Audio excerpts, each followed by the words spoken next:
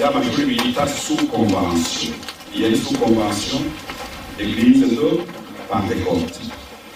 Aba bana mu madosiye dufise bari mu munani, bari mu icenda, bari mu icumi, bari mu cumi na rimwe. Aba bana batwawe batowe n'abategetsi mu gitondo gatora 30, apemidi bagatora 40, bukeye bagatora 50. Amakuru yerekeye abana tuyafise yose kuko ibyabona bituha icyo twita amakuru y'imbaho.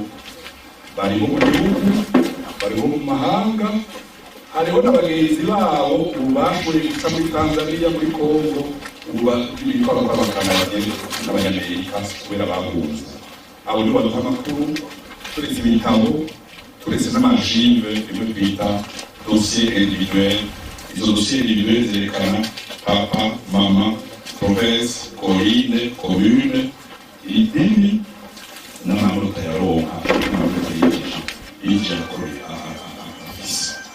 Aba ni abana ababyeyi benshi bazi bamaze kubona, hari n'abavuga hari n'ababonye kubera umuhungu usanga ari musaza wa mama wawe. Ni ibintu twita ukuri ukwiye kumenyekana kugira dufashe Uburundi n'Abarundi kumva ko ibyabaye udashobora kuvuga oya ibyabaye kw'abana.